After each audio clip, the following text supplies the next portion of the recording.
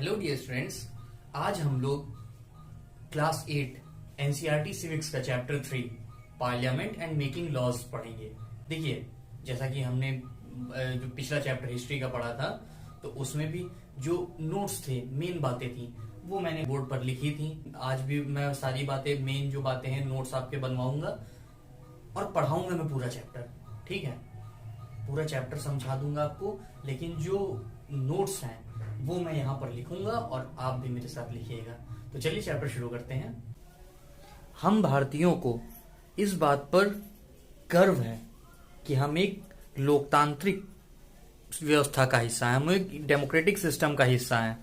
इस चैप्टर में हम लोग डिसीजन मेकिंग में पार्टिसिपेशन का, सहभागिता का, और जो डेमोक्रेटिक गवर्नमेंट है उसके लिए सिटीजन्स की कंसेंट, इसका क्या इंपॉर्टेंस है, इसी के बीच में जो संबंध हैं, आपसी संबंध, उनके बारे में हम लोग समझेंगे।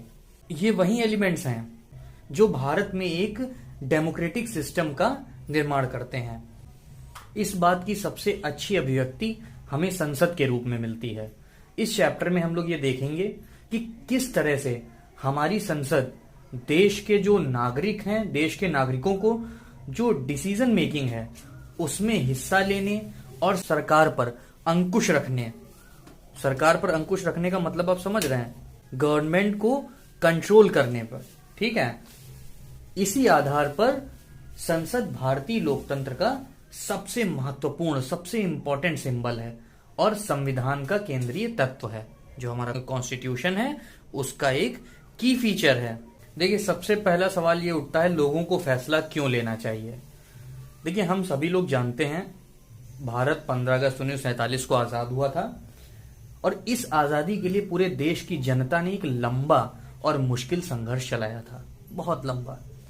इस संघर्ष में समाज के बहुत सारे तबकों की हिस्सेदारी थी।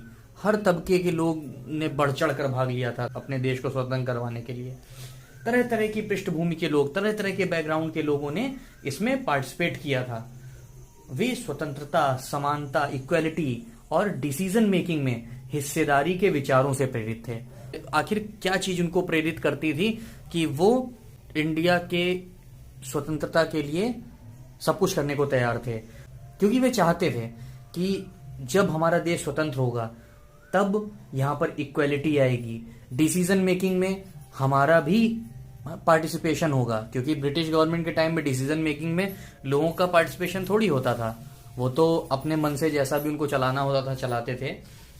सरकार अपने मन से चलाते थे और लोगों पर बहुत सारे अत्याचार भी करते थे। वो सारे कई सारी बातें हम लोग पढ़ चुके हैं और कई सारी बातें आगे भी पढ़ेंगे हम लोग। इस बुक में बहुत सारी बातें हैं। जो कॉलोनियल शासन था उसके तहत लोग ब्रिटिश सरकार से डरे रहते थे। वे सरकार के बहुत सारे फैसलों से असहमत थे, लेकिन अगर वे इन फैसलों की आलोचना करते, अगर इन फैसलों को वो क्रिटिसाइज करते, तो उन्हें बहुत भारी खतरा उठाना पड़ता, क्योंकि कुछ भी आदेश दे देती थी ब्रिटिश सरकार। स्वतंत्रता आंदोलन ने यह स्थिति बदल डाली। जो राष्ट्रवादी थे, जो नेशनलिस्ट थे, वो खुलेआम ब्रिटिश सरकार को क्रिटिसाइज करने लगे और अपनी डिमांड पेश करने लगे।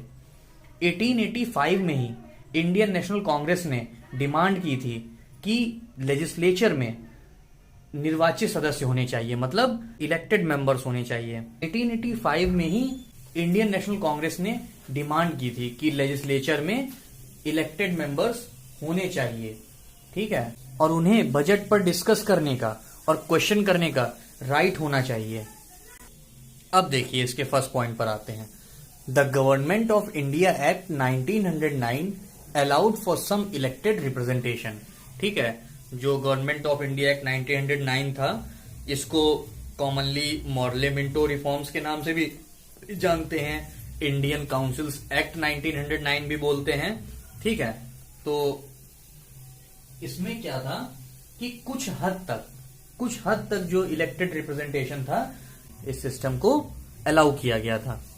हालांकि ये जो शुरुआती लेजिस्लेचर्स बने थे, ये नेशनलिस्ट के बढ़ते जा रहे प्रेशर के कारण ही बनी थी। ये जो शुरुआत में लेजिस्लेचर्स बनाए थे ब्रिटिश ने, तो उन पर प्रेशर पड़ रहा था नेशनलिस्ट का, तो इसी वजह से बनी थी। लेकिन इनमें भी सभी वयस्कों को, मतलब एडल्ट्स को, जो 18 ईयर्स से अबव हैं, उनको न तो वोट डालने का अधिकार दिया गया था और आम लोग डिसीजन मेकिंग में हिस्सा नहीं ले सकते थे। ठीक है, तो मतलब यूनिवर्सल एडल्ट फ्रेंचाइज जो कहा जाता है, सार्वभौमिक वयस्क मताधिकार भी नहीं था उस समय।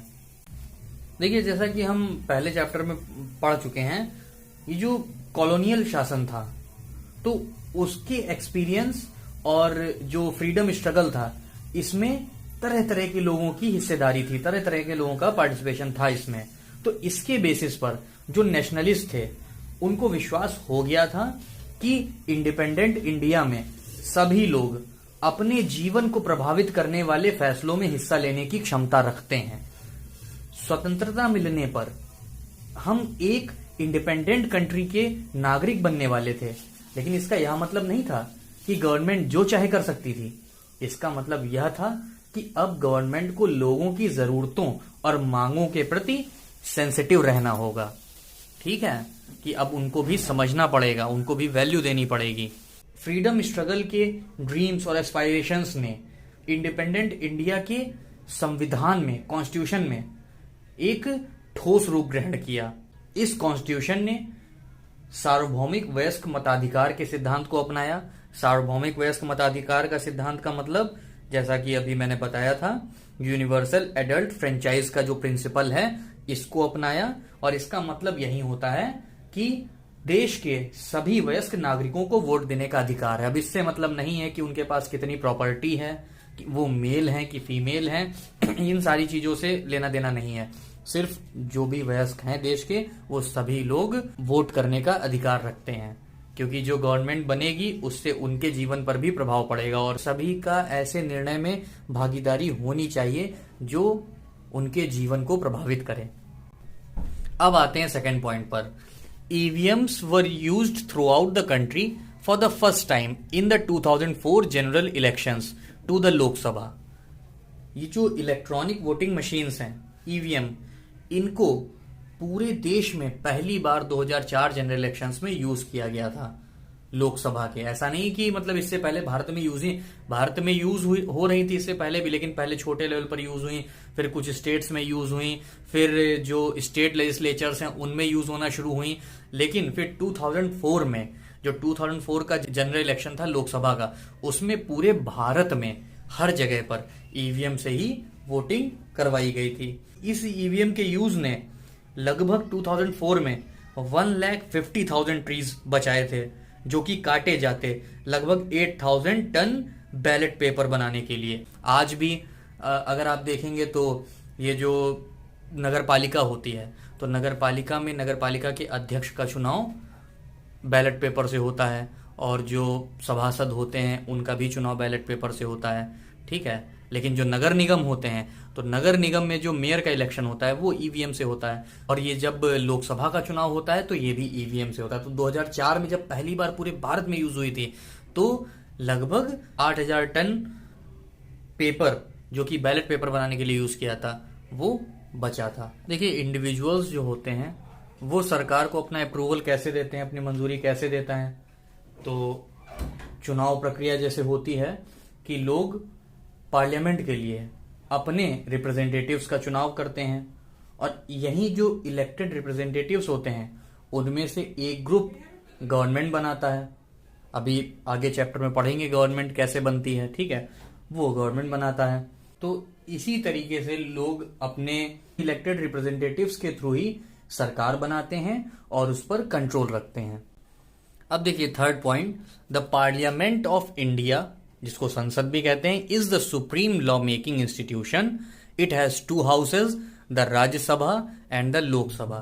ठीक है, तो जो हमारी भारतीय संसद है इसमें 2 सदन होते हैं, राज्यसभा जो कि अपर हाउस होता है, उच्च सदन भी कहते हैं, और लोकसभा जो कि लोअर हाउस होता है, इसको निम्न सदन भी कहते हैं।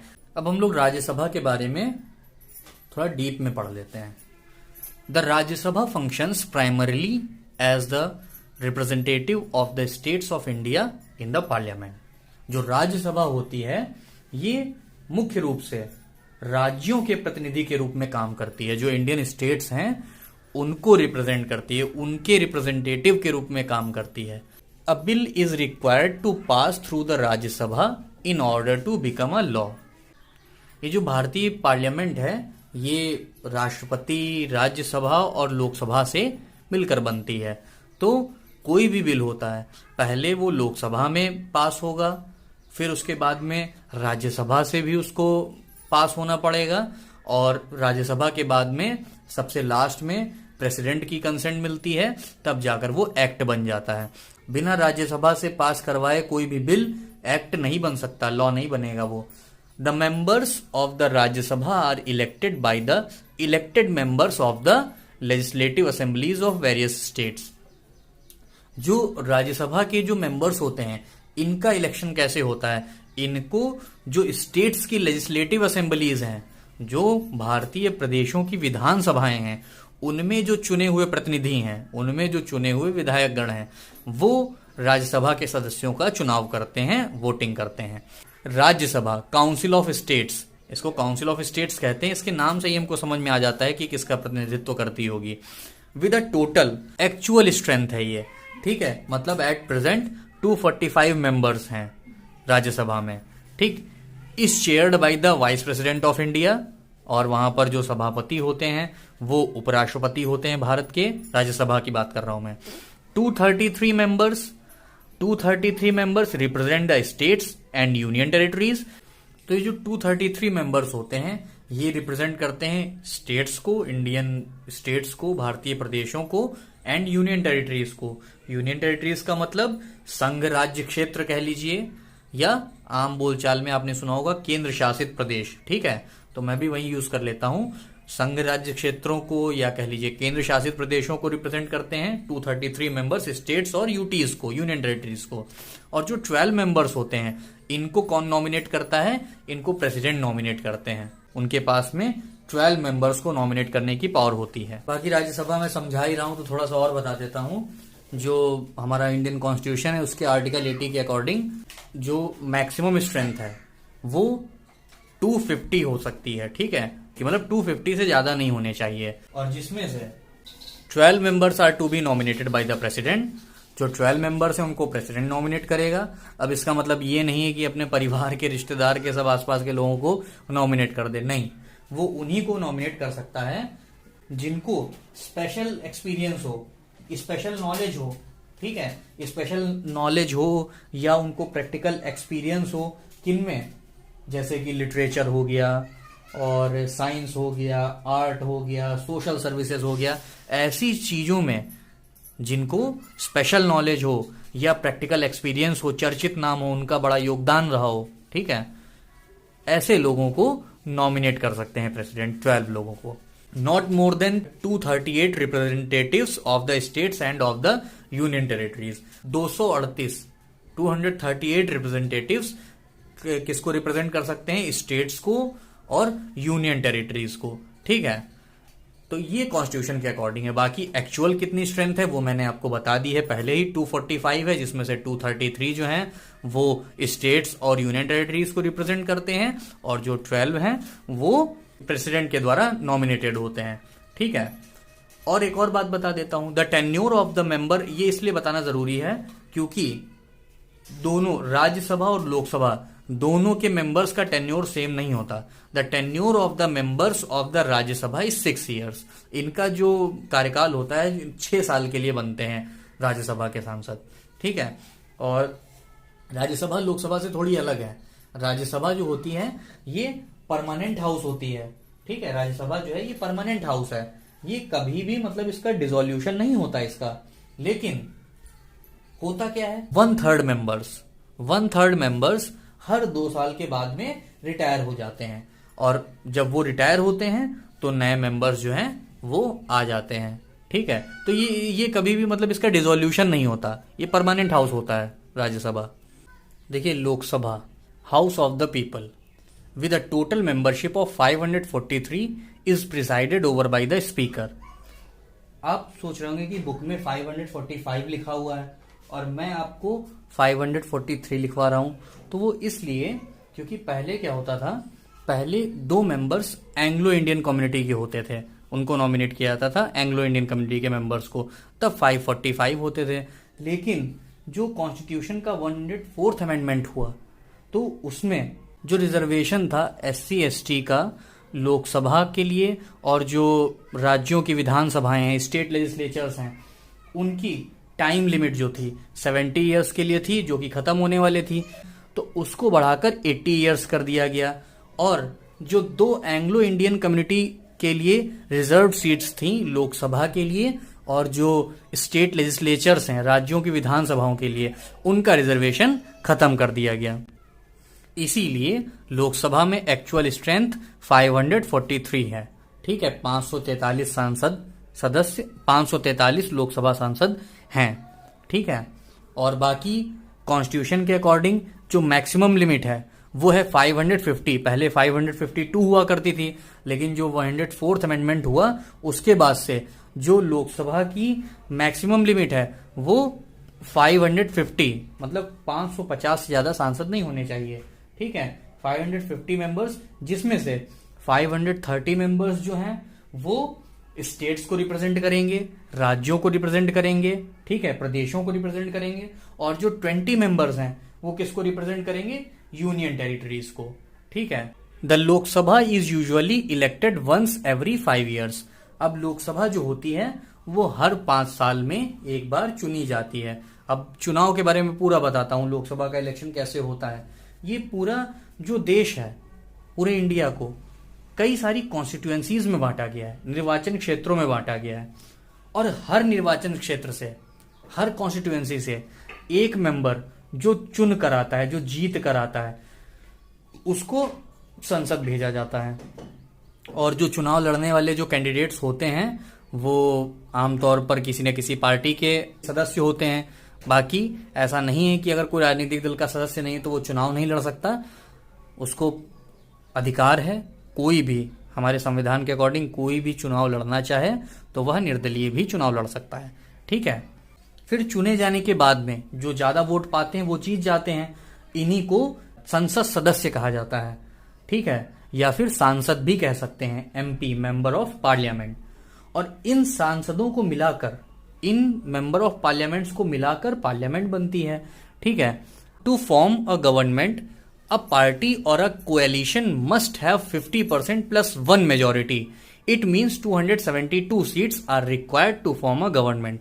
अब देखिए, सरकार बनाने के लिए किसी भी पार्टी को, मतलब किसी भी राजनीतिक दल को या फिर कोएलिशन को, कोएलिशन का मतलब आप समझ रहे हैं, कोएलिशन का मतलब होता है गठबंधन कहते हैं इसको।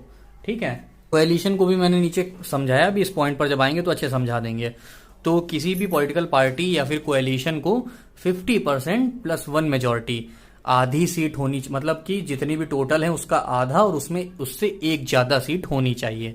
तो इसका मतलब ये हुआ 543 सीट्स हैं, तो सरकार बनाने के लिए 272 सीट्स आर रिक्वायर्ड। 272 सीट्स चाहिए। जिस पार्टी या कोएलिशन को 272 सीट मिल जाएंगी लोकसभा के चुनाव में, वही सरकार बनाएगी। ठीक है, अब देखिए कोएलिशन क्या होता है। When no single party has achieved an absolute majority after an election, अगर चुनाव के बाद में किसी भी एक पार्टी को एब्सोल्यूट मेजोरिटी नहीं मिलती है, ठीक है, पूर्ण बहुमत नहीं मिलता है, जो कि सरकार बनाने के लिए जरूरी है जितनी सीट्स, तो वो क्या करती हैं, then join together with different political parties to form a coalition government. तब वो पॉलिटिकल पार्टीज क्या करती हैं, वो दूसरी पॉलिटिकल पार्टीज के साथ में मिलकर, जिनके मेंबर्स चुने गए हैं, उन पॉलिटिकल जो और भी पार्टीज हैं जिनके कुछ मेंबर्स चुनकर गए हुए हैं पार्लियामेंट में, तो उन पॉलिटिकल पार्टीज के साथ में मिलकर कोएलिशन गवर्नमेंट बनाती है, जिसको गठबंधन सरकार कहते हैं। ठीक है, मतलब किसी एक पार्टी को मेजोरिटी नहीं मिली, बहुमत नहीं मिला, तो उसने अन्य पार्टियों से और पार्टियों से मिलकर, फिर जितनी रिक्वायरमेंट है 272 की, और पार्टियों से मिल ली है, तो उनके जो सांसद हैं, उनके जो MPs हैं, तो उन्होंने मिलकर हमारा नंबर तो बढ़ जाएगा। तो हम हमारे जब उनके MPs और हमारे MPs का मिलकर वो 272 बना देंगे, तो फिर कोएलिशन गवर्नमेंट बन जाएगी, गठबंधन सरकार। अब देखिए, सबसे नीचे के पॉइंट्स में मैंने 2 कोएलिशन के एग्जांपल्स भी लिख दिए हैं। NDA, नेशनल डेमोक्रेटिक अलायंस, ये BJP और उसके जो सपोर्टिव पॉलिटिकल पार्टीज, उसके जो सहयोगी दल हैं, उनसे बना हुआ जो कोएलिशन है वो है NDA। ये 1998 में बना था, अटल बिहारी वाजपेयी जी के समय में। ठीक है, और दूसरा कोएलिशन है UPA, यूनाइटेड प्रोग्रेसिव अलायंस। ये इंडियन नेशनल कांग्रेस और उसके जो सहयोगी पॉलिटिकल पार्टीज हैं, सहयोगी दल हैं, उनका बना हुआ है यूनाइटेड प्रोग्रेसिव अलायंस। और इसके बारे में बताने से पहले मैं आपको एक चार्ट दिखाना चाहता हूँ। अब ये देखिए, ये 15th लोकसभा के इलेक्शंस के रिजल्ट्स हैं मई 2009 के। अब इसमें देखिए भारतीय जनता पार्टी की 116 सीट्स हैं और सबसे ज़्यादा है इंडियन नेशनल कांग्रेस की 206। लेकिन क्या 206 सीट से Indian national Congress government form कर सकती थी? नहीं। अभी हम लोगों ने पढ़ा था कि 50% +1 मेजॉरिटी सीट, मतलब 272 सीट चाहिए कम से कम गवर्नमेंट बनाने के लिए। तो इसके पास में 206 थी, गवर्नमेंट नहीं बना सकती थी। अब इसमें किसी भी पार्टी के पास में एब्सोल्यूट मेजॉरिटी नहीं है, किसी के भी पास में पूर्ण बहुमत नहीं है जो गवर्नमेंट बना सके। इसीलिए 2009 में यूपीए ने गवर्नमेंट बनाई थी। कई सारी पॉलिटिकल पार्टीज की सीट्स देखी थी, तो अन्य पॉलिटिकल पार्टीज के साथ में मिलकर यूपीए गवर्नमेंट बनाई थी। लाइक 2004 फर्स्ट टाइम यूपीए जो बनी थी, यूनाइटेड प्रोग्रेसिव अलायंस, ये फर्स्ट टाइम 2004 में बनी थी। सबसे इन्फ्लुएंशियल पार्टी तो इसकी, मोस्ट इन्फ्लुएंशियल पार्टी तो इंडियन नेशनल कांग्रेस है। तो आईएनसी ने, इंडियन नेशनल कांग्रेस ने बाकी अन्य दलों के साथ मिलकर गवर्नमेंट फर्स्ट टाइम 2004 में बनाई थी और फिर 2009 में भी इनको कोएलिशन गवर्नमेंट बनानी पड़ी। अब आप समझ गए होंगे कोएलिशन क्या होता है। अब इस 2019 के इलेक्शन की 17th लोकसभा का रिजल्ट आप देख रहे हैं, तो इसमें बीजेपी के पास में 303 सीट्स हैं, 303 एमपीज हैं। इसका मतलब इनके पास में एब्सोल्यूट मेजॉरिटी है, ये गवर्नमेंट बना सकते हैं। तो अब इसका मतलब ये नहीं कि जब इनके पास एब्सोल्यूट मेजॉरिटी है, 303 है, 272 चाहिए गवर्नमेंट बनाने के लिए, तो अब ये कोएलिशन नहीं बरकरार रख सकते। कोएलिशन ऐसा कुछ नहीं है। गठबंधन जब इनका है तो वो पार्टी के साथ में रख सकते हैं। इनके पास सरकार तो बननी ही है 303 सीट्स पर, लेकिन इसका मतलब ये नहीं है कि इनका कोएलिशन टूट जाएगा। इसके लिए ऐसा कोई भी रूल नहीं है। तो अभी भी एनडीए की ही गवर्नमेंट है। अब इस पिक्चर को ध्यान से देखिए। और सेंट्रल सेक्रेटेरिएट का मतलब होता है केंद्रीय सचिवालय। ध्यान से देखिए। अब इसमें जो लेफ्ट साइड में है, जो लेफ्ट साइड में है वो है साउथ ब्लॉक, और जो राइट साइड में है वो है नॉर्थ ब्लॉक। अब देखिए साउथ ब्लॉक और नॉर्थ ब्लॉक के बारे में पढ़ लेते हैं। The south block of central secretariat houses the PMO, the ministry, PMO का मतलब prime minister office, the ministry of defence and the ministry of external affairs. ये जो साउथ ब्लॉक है, यहां पर प्रधानमंत्री कार्यालय है और रक्षा मंत्रालय है यहां पर, और विदेश मंत्रालय है यहां पर। Second point, the north block has the ministry of finance and the ministry of home affairs. और ये जो नॉर्थ ब्लॉक है, इसमें मुख्य रूप से वित्त मंत्रालय है और गृह मंत्रालय है। थर्ड पॉइंट देखते हैं, the other ministers of the union government are located in various buildings in New Delhi. और जो बाकी के केंद्र सरकार के अन्य मंत्रालय हैं, न्यू दिल्ली की वेरियस बिल्डिंग्स में उनका ऑफिस है। देखिए, once elections to the parliament have taken place, the parliament needs to perform the following functions. A, to select the national government. देखिए, जब एक बार चुनाव हो जाते हैं तो फिर संसद का जो काम होता है, उसका काम होता है कि ये फंक्शंस परफॉर्म करना। सबसे पहला तो select the national government, national government के सेलेक्ट करना। अब देखिए कैसे नेशनल गवर्नमेंट, चुनाव के बारे में मैंने आपको पूरा समझा दिया, चुनाव कैसे होते हैं, ठीक है। अब देखिए, चुनाव हो जाने के बाद में लोकसभा का एक इम्पॉर्टेंट वर्क क्या होता है, कार्यकारिणी का चुनाव करना, ठीक है, एग्जीक्यूटिव का चुनाव करना। और ये जो यूनियन की एग्जीक्यूटिव होती है, मतलब ये जो सरकार की जो एग्जीक्यूटिव होती है, उसमें प्रेसिडेंट होते हैं, वाइस प्रेसिडेंट होते हैं, और जो मंत्रिपरिषद होता है, ठीक है, और जिसमें प्रधानमंत्री राष्ट्रपति को हेल्प करना और उनको एडवाइस देने में प्रमुख होते हैं। तो इससे हमारी ये समझ में आया कि एग्जीक्यूटिव ऐसे लोगों का ग्रुप होता है जो पार्लियामेंट के द्वारा बनाए हुए जो लॉज होंगे, कानून होंगे, उनको एनफोर्स करने के लिए, लागू करने के लिए मिलकर काम करते हैं। और जब हम गवर्नमेंट वर्ड का यूज करते हैं, सरकार शब्द का, तो हमारे दिमाग में ये जो एग्जीक्यूटिव है, कार्यकारिणी, यही हमारे दिमाग में आ जाती है। To control, guide and inform the government. अभी मैं समझाऊंगा इसके बारे में। The prime minister of India is the leader of the ruling party in the Lok Sabha. देखिए, जो प्राइम मिनिस्टर होते हैं, प्रधानमंत्री, वो लोकसभा में रूलिंग पार्टी के नेता होते हैं, सत्ता पक्ष के नेता होते हैं वो। और जो सत्ता पक्ष का नेता होता है उसको प्रधानमंत्री, प्रेसिडेंट अपॉइंट करते हैं। और उसके बाद में जो काउंसिल ऑफ मिनिस्टर्स होते हैं, मतलब मंत्रिपरिषद को प्राइम मिनिस्टर की एडवाइस से ही प्रेसिडेंट अपॉइंट करते हैं। ठीक है, प्रेसिडेंट अपॉइंट करेंगे लेकिन प्राइम मिनिस्टर की एडवाइस से। ठीक, तो एग्जीक्यूटिव के बारे में मैंने आपको बताया था कि जब सरकार, हमारे दिमाग में अगर सरकार शब्द आता है तो हमारे दिमाग में वही एग्जीक्यूटिव आती है। और एग्जीक्यूटिव में क्या होता है वो मैंने आपको बताया, council of ministers, prime minister, president, vice president, ये आते हैं। ठीक है, कार्यकारिणी। चलिए नेक्स्ट पॉइंट देखते हैं। और जैसे एक और बात बता देता हूं मैं आपको, बुक में नहीं बताया गया आपके लेवल में, लेकिन बता देता हूं। अब जैसे सत्ता पक्ष का नेता होता है, ऐसे ही विपक्ष का भी नेता होता है। ठीक है, लेकिन विपक्ष का नेता बनने के लिए एक रूल होता है। ऐसे नहीं कि जो भी पार्टी सेकंड लार्जेस्ट पार्टी है वो अपोजिशन पार्टी होती है लोकसभा में, और उसका जो नेता होगा वो विपक्ष का नेता हो जाएगा, लेकिन ऐसा नहीं होता है। विपक्ष का नेता बनने के लिए 10% सीट होनी चाहिए उस पार्टी की। ठीक है, 2014 से लेकर अभी तक विपक्ष का कोई भी नेता नहीं बन पाया है। क्यों? क्योंकि 10% सीट्स होनी चाहिए। 10% सीट्स का मतलब कितना हुआ? 55 सीट्स होनी चाहिए। तो जैसे सत्ता पक्ष का नेता होता है उसी तरीके से लीडर ऑफ द ऑपोजिशन भी होता है। ठीक है, तो विपक्ष का नेता भी होता है। लेकिन अभी हम लोगों ने देखा था 2019 के इलेक्शंस का चार्ट देखा था हमने, तो उसमें सत्ता पक्ष मतलब बीजेपी की तो 303 सीट्स देखी थी, उसके अलावा किसी भी पार्टी की सीट 55 नहीं थी। इसीलिए लीडर ऑफ द ऑपोजिशन का जो पोस्ट है वो वैकेंट है लोकसभा में। लोकसभा में लीडर ऑफ द ऑपोजिशन नहीं है। चलिए आगे बढ़ते हैं। The political party which has secured the second largest number of seats is known as opposition party. जो second largest number of seats secure करेगी, सबसे ज्यादा जो सिक्योर करेगी वो गवर्नमेंट बनाएगी।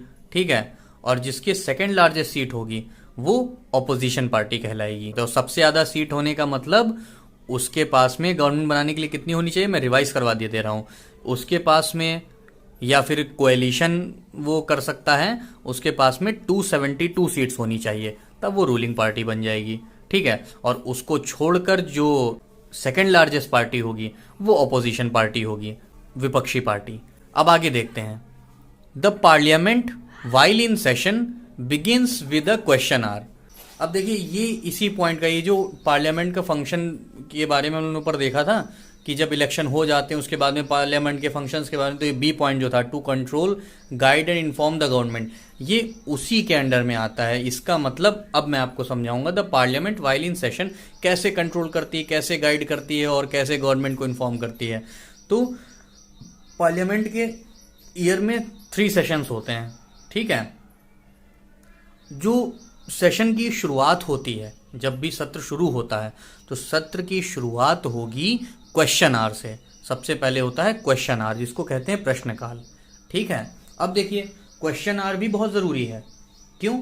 क्योंकि इसके माध्यम से जो सांसद होते हैं, जो एमपी होते हैं, मेंबर ऑफ पार्लियामेंट, वो सरकार के कामकाज के बारे में जानकारियां हासिल करते हैं। ठीक है, जो सरकार का कामकाज है उसके बारे में, क्योंकि उनको सवाल पूछने का अधिकार है, वो जानकारियां हासिल करेंगे, इन्फॉर्मेशन लेंगे सरकार के काम के बारे में।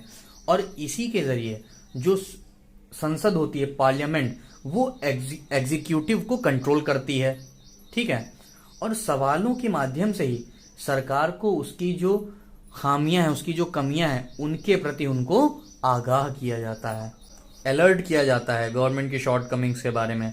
ठीक है, इस तरह सरकार को भी जनता के प्रतिनिधियों, मतलब जो एमपीज हैं, जो सांसद हैं, उनके जरिए जब वो सवाल पूछेंगे, अपनी बात रखेंगे, तो उनके जरिए जनता की राय जानने का मौका मिलता है। क्यों? क्योंकि जो एमपीज हैं वो जनप्रतिनिधि हैं, तो जिस भी कॉन्स्टिट्यूएंसी से चुन कर आए हैं तो वहां की जनता का प्रतिनिधित्व कर रहे हैं, तो उन्हीं के थ्रू जनता की राय जानने का भी मौका मिलता है। ठीक है, और सरकार से क्वेश्चन पूछना किसी भी सांसद की बहुत महत्वपूर्ण जिम्मेदारी होती है। ठीक है, तो इसीलिए सरकार से जो भी हमारी कॉन्स्टिट्यूएंसी से जो भी सांसद चुन के गए हैं, उनका कर्तव्य बनता है हमारे लिए सवाल पूछें वो, ठीक है।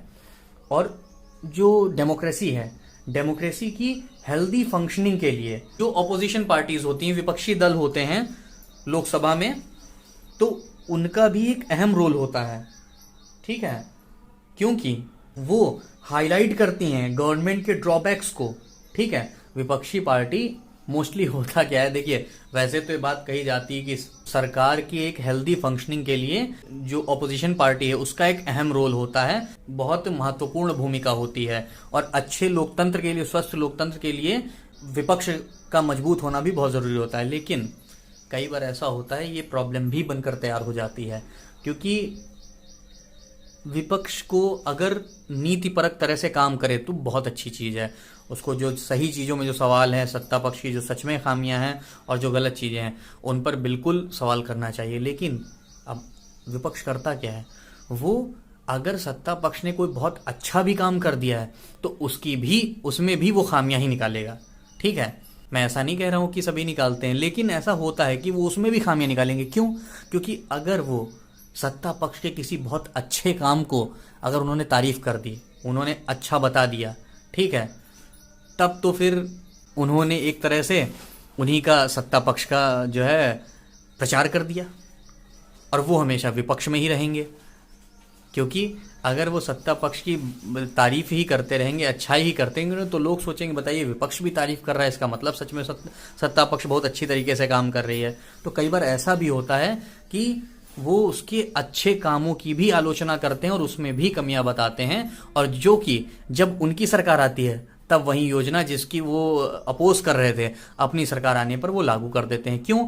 क्योंकि अगर वो योजना बहुत महत्वपूर्ण है और बहुत ही ज्यादा लाभदायक है और जिसका सच में जनता को फायदा मिलने वाला है बहुत अच्छा, तो वो अगर किसी और पार्टी ने अगर लागू कर दिया या किसी और, तो उसका बेनिफिट किसको मिलेगा? उसको मिलेगा। लेकिन अगर हम इसको अपोज कर लेते हैं अच्छी तरीके से और उसको नहीं लागू होने देते हैं, और हमारे टाइम पर अगर हम लागू करेंगे तो फायदा हमारा होगा, हमारी तारीफ होगी, ठीक है। ऐसा भी होता है कई बार, हमेशा नहीं होता। लेकिन जो एक अच्छा लोकतंत्र है, तो स्वस्थ लोकतंत्र में विपक्ष का भी मजबूत होना जरूरी है। क्यों? क्योंकि सरकार सारे ही अच्छे काम नहीं करती है, ठीक है। तो उन पर सवाल पूछने के लिए, उनकी आलोचना करने के लिए, इस सरकार की कमियों को बताने के लिए विपक्षी पार्टियां मौजूद होती हैं, जो कि बहुत जरूरी है। चलिए आगे बढ़ते हैं। देखिए, पार्लियामेंट में जो क्वेश्चन पूछे जाते हैं, तो उसमें से पूछे गए एक क्वेश्चन का एग्जाम्पल ये दिया हुआ है। इसी तरह से क्वेश्चन पूछे जाते हैं और उनसे रिलेटेड जो मिनिस्टर होते हैं वो उसका जवाब देते हैं। देखिए, जो सांसदों के प्रश्न होते हैं, जो एमपीज के जो क्वेश्चन होते हैं, इनसे सरकारों को भी इंपॉर्टेंट, बहुत वैल्यूएबल फीडबैक मिलता है, ठीक है। और इसके चलते सरकार एक्टिव रहती है। इसके अलावा जो फाइनेंस हो गया, इसमें जो पार्लियामेंट है उसका अप्रूवल, ये भी क्रूशियल रोल प्ले करता है, ठीक है। और ये भी एक तरीका है, कई सारे तरीकों में से एक तरीका है कि जिस तरीके से पार्लियामेंट कंट्रोल करती है और गाइड करती है और इन्फॉर्म करती है गवर्नमेंट को, ठीक है। देखिए, ये जो एमपीज होते हैं, जनप्रतिनिधि, ये किसका प्रतिनिधित्व करते हैं? लोगों का, ठीक है, लोगों का प्रतिनिधित्व कर रहे हैं। इसका मतलब ये वहां पर जो भी बात रखेंगे पार्लियामेंट में, जो भी क्वेश्चन पूछेंगे, वो लोगों की तरफ से ही पूछेंगे, अपनी कॉन्स्टिट्यूएंसी के लोगों की ही तरफ से पूछेंगे। तो इस तरीके से जो आम जनता है, तो आम जनता भी गवर्नमेंट को कंट्रोल करने में, गाइड करने में और इन्फॉर्म करने में रोल प्ले करती है। और लोकतंत्र में यही एक बहुत खास बात है कि जनता का ही शासन होता है, क्योंकि हमने जो प्रतिनिधि चुना है वो बात तो हमारी ही करेगा, हमारे क्षेत्र की बात करेगा, हमारे लिए सवाल पूछेगा। तो इनडायरेक्टली हमारी बात वहां पर, हम डायरेक्टली हम नहीं पहुंचा पा रहे हैं, लेकिन हमारी बात हमारा जो रिप्रेजेंटेटिव है वो वहां पहुंचा रहा है। और लोकतंत्र की यही एक खासियत है। अब इसका लास्ट पॉइंट देखते हैं। Parliament of India consist of the president, the Rajya Sabha and the Lok Sabha. ये जो भारतीय संसद है, इसके 3 अंग कहे जाते हैं: राष्ट्रपति, राज्यसभा और लोकसभा, इससे मिलकर भारतीय संसद बनती है।